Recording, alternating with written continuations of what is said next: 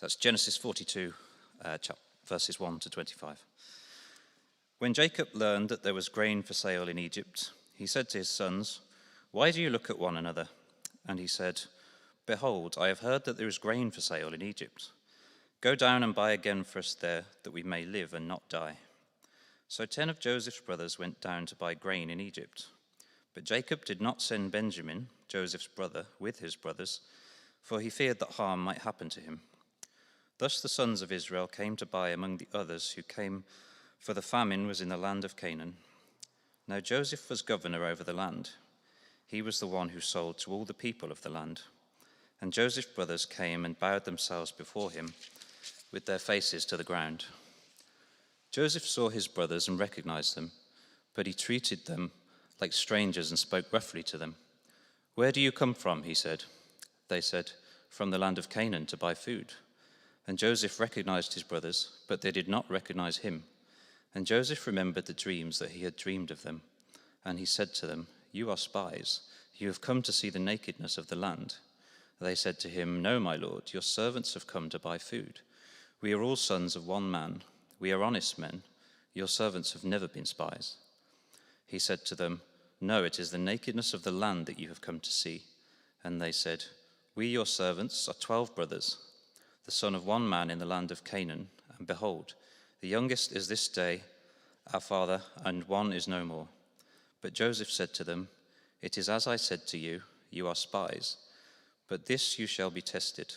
By the life of Pharaoh, you shall not go from this place unless your youngest brother comes here. Send one of you, and let him bring your brother, while you remain confined, that your words may be tested, whether there is truth in you. Or else by the life of Pharaoh, surely you are spies." And he put them all together in custody for 3 days. On the 3rd day Joseph said to them, "Do this and you will live, for I fear God. If you are honest men, let one of your brothers remain confined where you are in custody, and let the rest go and carry grain for the famine of your households. And bring your youngest brother to me. So your words will be verified, and you shall not die." And they did so. Then they said to one another, "In truth we are guilty concerning our brother, in that we saw the distress of his soul when he begged us and we did not listen. That is why this distress has come upon us." And Reuben answered them, "Did I not tell you not to sin against the boy? But you did not listen. So now there comes a reckoning for his blood." They did not know that Joseph understood them, for there was an interpreter between them. Then he turned away from them and wept. And he returned to them and spoke to them, and he took Simeon from them and bound him before their eyes. And Joseph gave orders to fill their bags with grain, and to replace every man's money in his sack, and to give them provisions for the journey. This was done for them.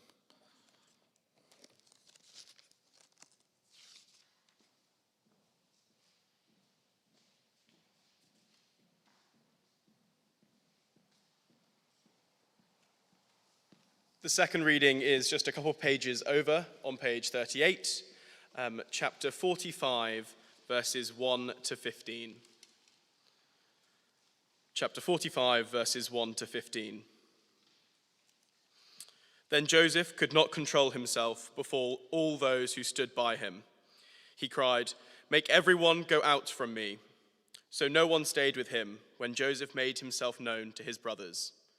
And he wept aloud, so that the Egyptians heard it, and the household of Pharaoh heard it. And Joseph said to his brothers, "I am Joseph. Is my father still alive?" But his brothers could not answer him, for they were dismayed at his presence. So Joseph said to his brothers, "Come near to me, please." And they came near. And he said, "I am your brother Joseph, whom you sold into Egypt. And now do not be distressed or angry with yourselves because you sold me here. For God sent me before you to preserve life. For the famine has been in the land these 2 years, and there are yet 5 years in which there will be neither plowing nor harvest. And God sent me before you to preserve for your remnant on earth, and to keep alive for you many survivors. So it was not you who sent me here, but God. He has made me a father to Pharaoh and lord of all his house, and ruler over all the land of Egypt. Hurry and go up to my father and say to him, 'Thus says your son Joseph, God has made me Lord of all Egypt. Come down to me, do not tarry. You shall dwell in the land of Goshen, and you shall be near me, you and your children, and your children's children, and your flocks, your herds, and all that you have. There I will provide for you, for there are yet 5 years of famine to come, so that you and your household and all that you have do not come to poverty.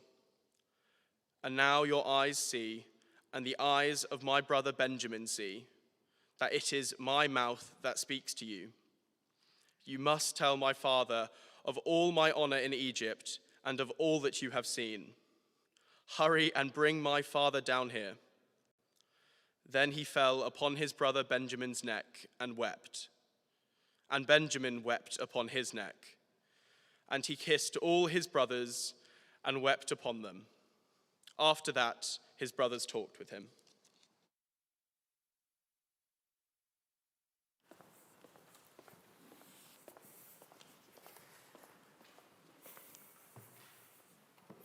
Well, let me add my welcome to Tom. It's great to see you here this morning. And thank you very much indeed for joining us. My name is Chris, part of the leadership team here at St. Nick's. And I was at that dinner party that we were hearing about earlier from Christian.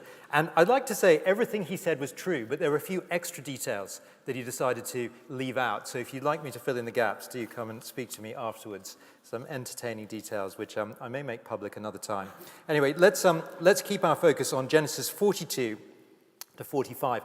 I think this is the longest Bible passage that we tried to deal with here at St. Nick's in our 5 years of existence. We're going to have a go at it in one go. We only heard the beginning and the end read. There's a big bit in the middle that I'm going to sort of skim through as we go. I think it's really important to read these chapters together because I think they form a unit in the narrative. And so we're going to take the whole lot together. In terms of where we're heading, well, I think the whole thing contributes to our understanding of God at work in this world. You'll see that on the handouts, the main idea right there at the top. God is at work for his people, despite the chaos of life.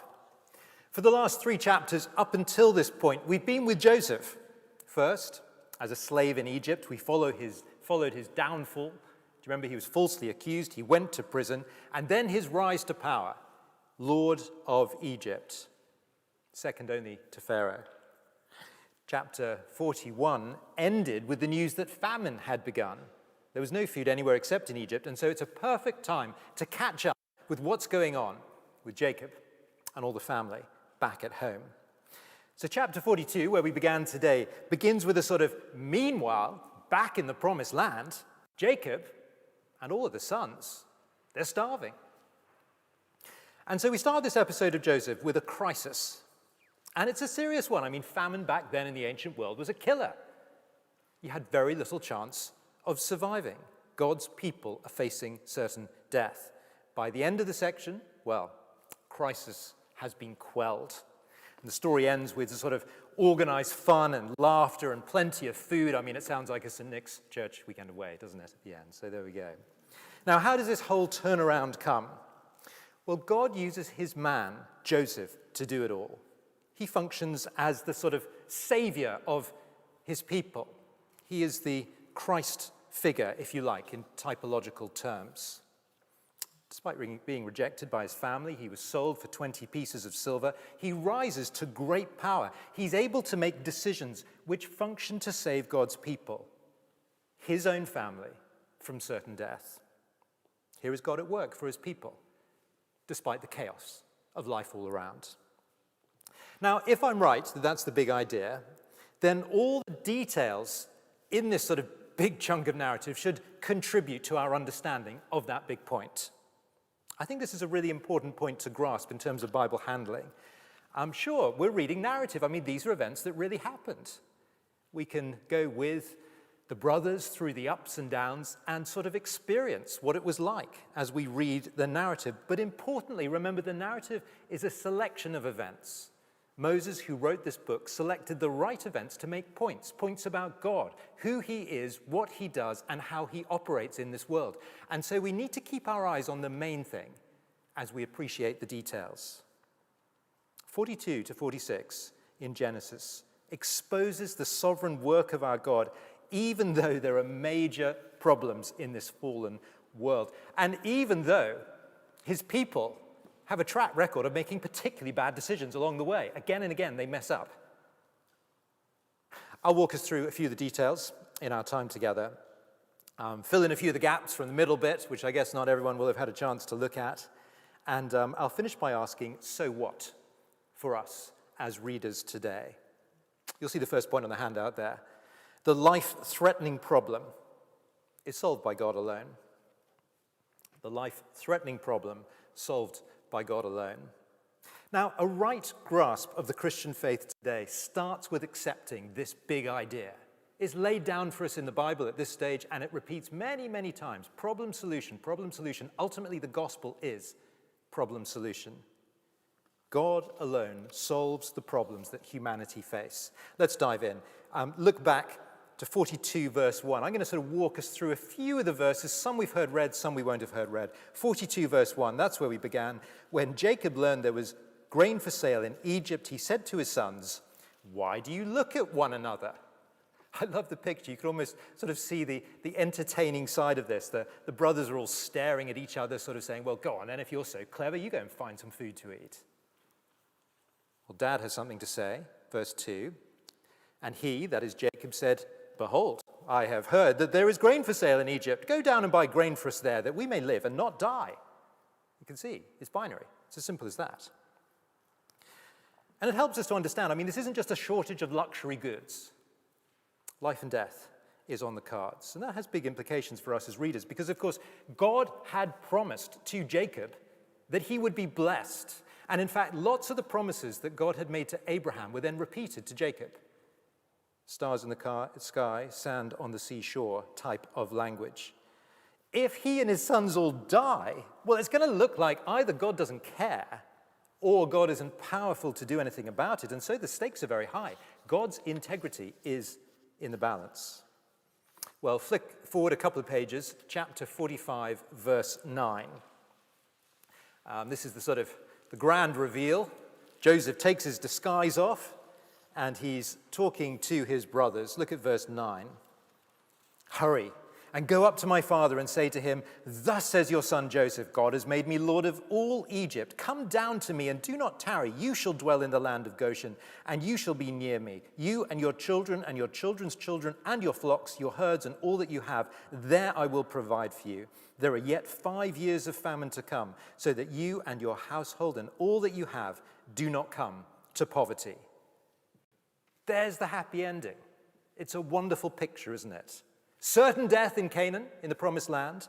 Ironically, life, salvation, figuratively speaking, in Egypt. The promise of food, protection, life. How is this problem solved? Just in case you miss it, we get it 3 times in the narrative. Look at verse 5. So chapter 45, verse 5. "And now," says Joseph, "do not be distressed or angry with yourselves because you sold me here, for God sent me before you to preserve life." Who brought this about? God did. Similar point in verse 7. "And God sent me before you to preserve for you a remnant on earth and to keep alive for you many survivors." And just in case we're in any doubt, or just in case we were sort of zoning out for those two, look at verse 8. "So it was not you who sent me here, but God." You see, when it comes to saving people, God alone, not God with our help, is at work. He is the one with the ultimate eye on all the details. He is the one that solves the unsolvable-looking problems in our world.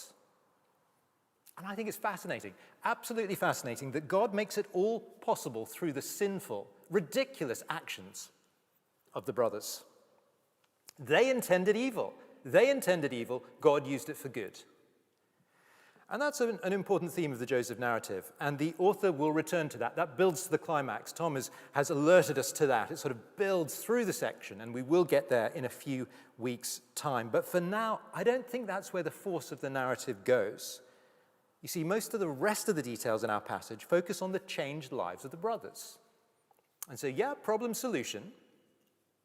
But now let's home in and see what actually happens along the way to the family of dysfunctional brothers, what we're going to see is a change takes place. There's a change both on the horizontal.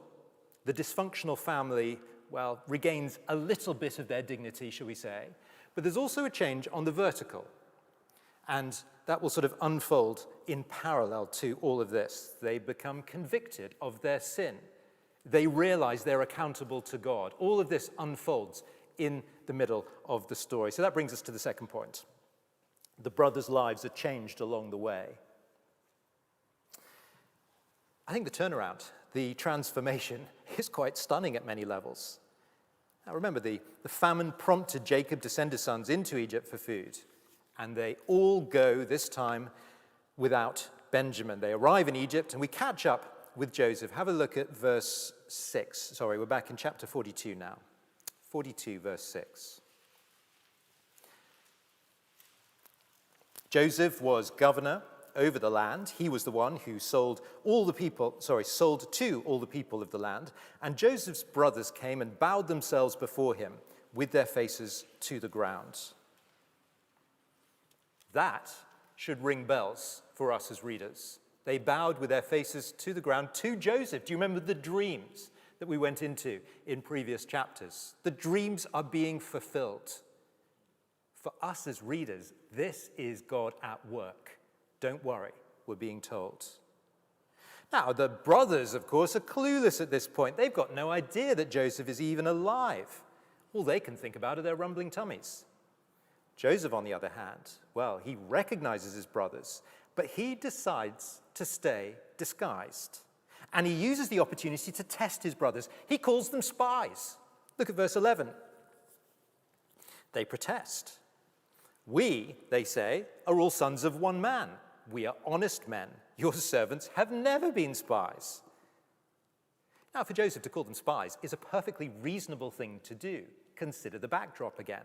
There is famine, life and death situation. If you were a surrounding nation to Egypt and you realized that Egypt had food, you wouldn't just send in the army. The first thing you do is send in spies. Joseph was alert to this. He was looking out for spies. That's what that sort of reference to the nakedness of the land. Spies would be sent to find the unprotected parts of the land.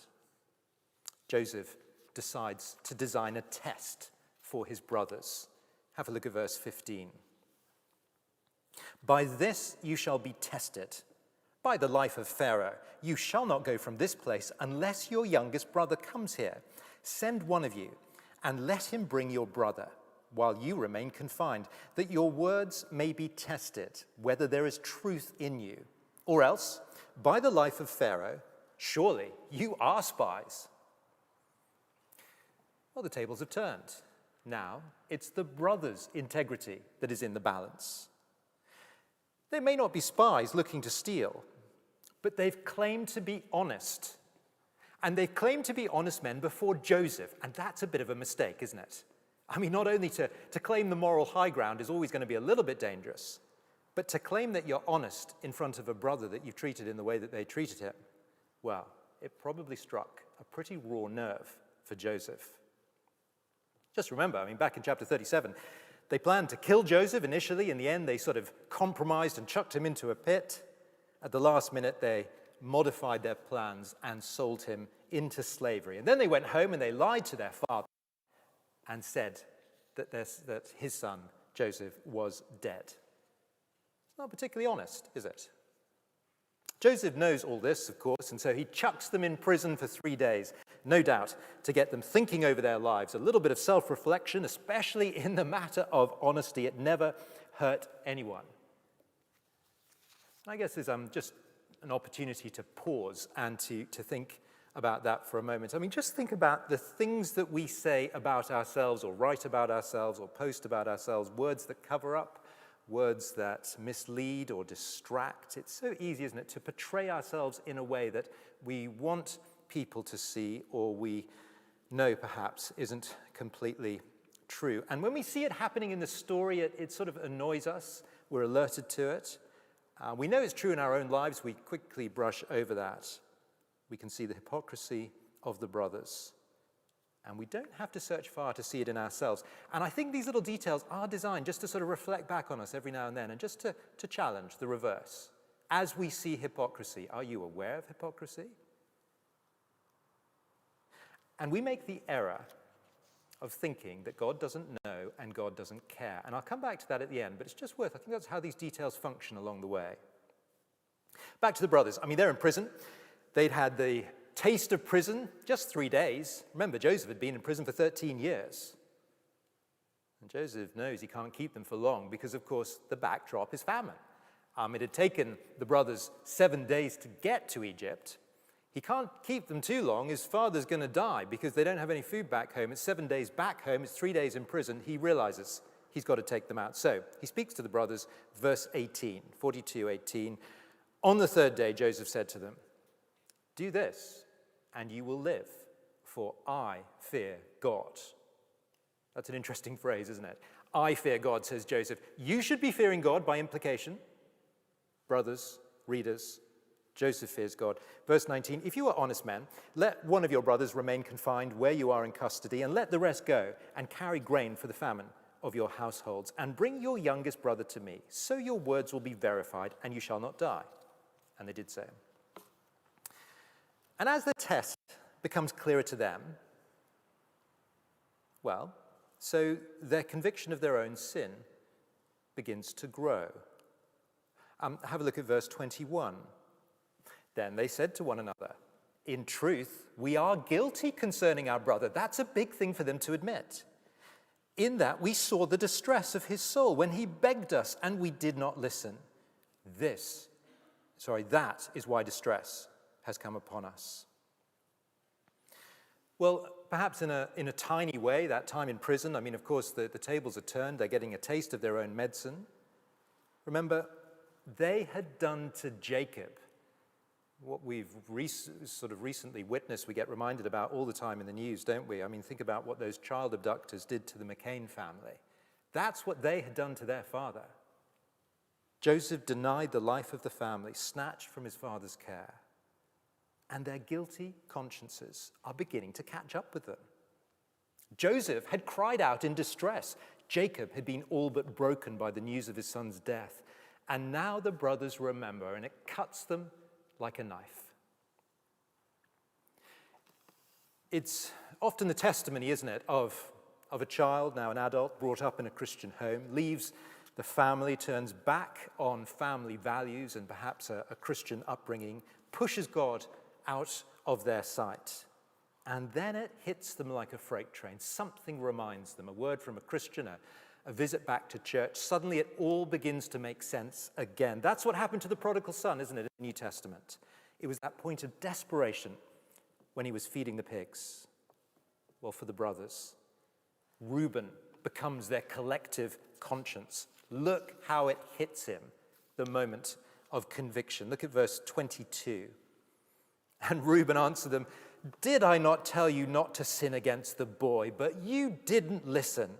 So now there comes a reckoning for his blood." A reckoning, a point of account. They realize that they are accountable for the crime that they've caused. At this point, both the horizontal, the sin against Joseph, and the vertical, the fact that they're accountable to God, is in view. Anyway, they're sent back to their father in Canaan, and it should have been a relatively easy bit of trading. I mean, it's not that hard buying grain, at least it shouldn't be. And yet, the whole thing's turned into a bit of a nightmare because Joseph has put Simeon in prison to sort of hold him as a bit of a ransom. And he's told the rest of the brothers who are going to return that he'll only be released if they bring back Benjamin. And they know that that's not going to go down very well with their father. And to make matters really, really bad, on the way home, they open up their sacks, and what do they find? They find the money that they'd used to buy the grain has been returned to their sacks. And they know that that makes them look like thieves in Joseph's eyes. They are worried. Look at their collective outburst at the end of verse 28. What is this that God has done to us? Well, now the vertical is very clearly in view at this stage, although perhaps it's the fear of Joseph that's particularly driving their words.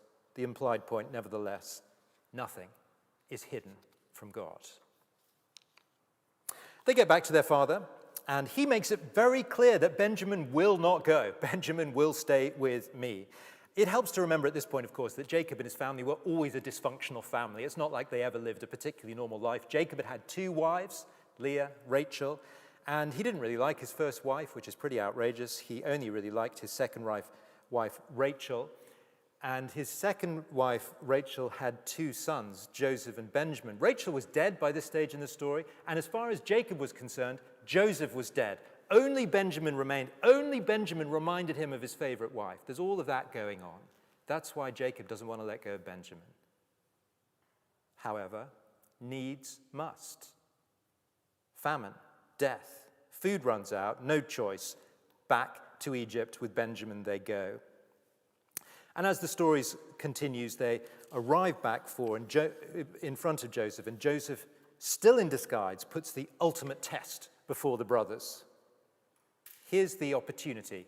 Given the chance this time, would they show the same hatred to Benjamin as they had shown to him, to Joseph? Well, let's pick up the story. Flick forward to chapter 43, verse 26. When Joseph came home, they brought into the house to him the present that they had with them and bowed down to him to the ground. And he inquired about their welfare and said, "Is your father well? The old man of whom you spoke, is he still alive?" And they said, "Your servant, our father, is well. He is still alive."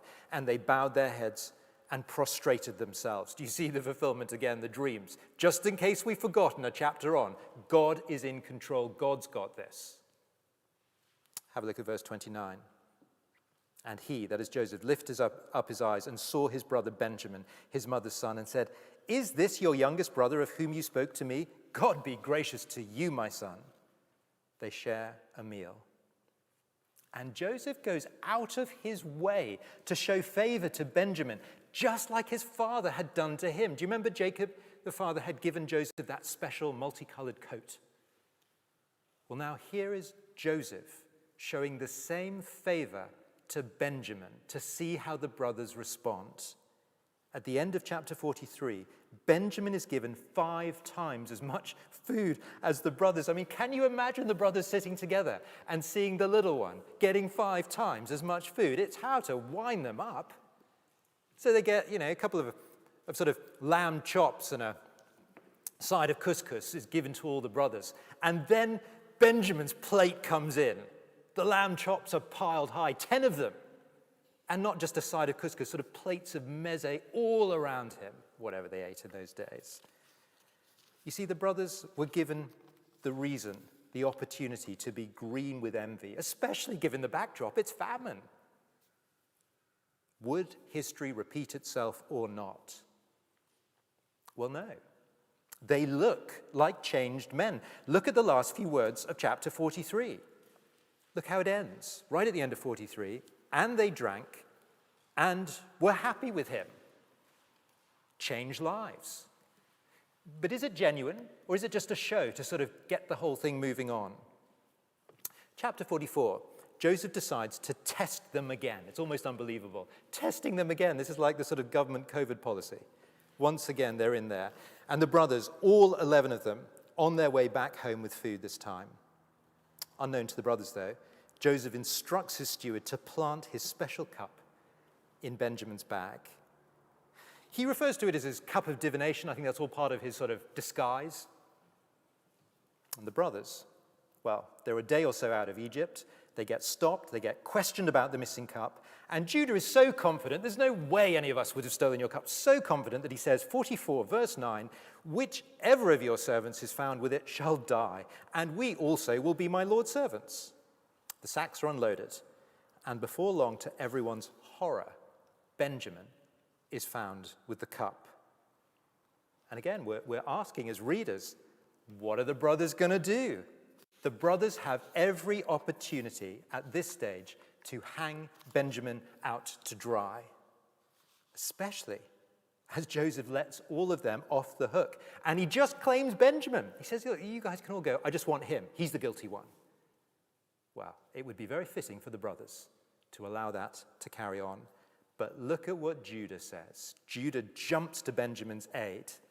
He demonstrates that he really is a changed man. He delivers a long and eloquent, heartfelt appeal for the life of Benjamin. Let's just turn to the climax. Here's Judah speaking, 44, so chapter 44, verse 33. Now, therefore, he concludes, please let your servant, that's himself, remain instead of the boy, that's Benjamin, as a servant to my Lord, and let the boy go back with his brothers. For how can I go back to my father if the boy is not with me? I fear to see the evil that would find my father. Well, this really is a changed life. Judah offers his life for Joseph. Offers his life. I mean, this is the first time in the Bible narrative that a human being has offered his life for another. And in Judah, we get a picture of the work that God does in someone, bringing them to their knees before the Christ figure, Joseph. Judah, acutely aware of his sin, acutely aware that he deserves judgment, convicted of his guilt. Take me, he says. My life is forfeit. Well, that acts as a trigger for Joseph. It's enough. He recognizes it's genuine, wholehearted changed life. Judah, it's a wonderful picture, isn't it? Once self-serving, now self-sacrificing. A picture of repentance, of transformation. And so for Joseph, it's time to remove the disguise, and it's time for the party, the big family reunion to begin. I love the way all the details are planned out. You see, it was God who planned for Joseph to be sent on ahead of the brothers, to protect them, to save them, to make them the people that God would have them be. It is God and God alone who saves. God is at work for his people despite the chaos. And so, what does all this do for us as readers? All of this contributes to our understanding of God, and I think it's there to give us tremendous confidence in God. Joseph makes that clear as he credits all of this, not to himself, but to God. Just look at 45 verse 7 again with all the story fresh in your mind. God sent me before you to preserve for you a remnant on earth, and to keep alive for you many survivors. So it was not you who sent me here, but God. Do you remember, it's not our responsibility, it's God's responsibility. Not a little bit of me and mostly God, it's all God. Whatever chaos we see in our world, our confidence needs to be placed firmly in our Lord God. I think that's a very helpful thing for us at this stage of life in London. I mean, especially as we emerge from COVID. I think a few years ago, as we went into COVID, there was all sorts of anticipation and opportunity that we thought we might have through the increased reach of sort of services online in lockdown and all these people that would now have easy access to church. I think a lot of that has pretty much vanished. Working from home that carries on at the moment, not officially, but in practice, it seems to work against evangelistic opportunity, certainly around the city. And all these problems, they're good things to be trusting God with at this stage, aren't they? Remember, this is the opening book of the Bible. God wants us to see that when it comes to the mission of converting people, of bringing a people for himself, God is in control. He'll do it. He will bring his people. It can often look like God isn't doing anything. Think of the situation at your school or perhaps in your office. It can easily look like God doesn't care and God doesn't know. Think of the perspective, right now as we end this story today, think of the perspective that Jacob had. Remember, Jacob is still in the so-called promised land at this stage, starving. The brothers are enjoying a feast, all of his sons. Well, all he has at this stage are the promises. He can't see the perspective that we can enjoy as readers and see how God is at work. And it often feels like that, doesn't it? It can feel dry, devoid. God gives life. And he will graciously put us in situations along the way which cause his people to repent and to change. But here's the underlying application, just for us to finish with. You can't hide from a God like this. You see, there's nothing that you've done in your life that God isn't aware of. We are accountable to a God who knows and sees all, everything. Nothing is hidden. I don't know, maybe through all of this, I think this is how the story functions. It is designed in some senses like a mirror to expose hypocrisy and guilt. Like the brothers, perhaps we've been reminded that there is an issue to sort out. It may be something relatively superficial on the horizontal, something with a Christian brother or sister. More seriously, it may be something before God that needs to be put right. Well, today would be a good day to do that.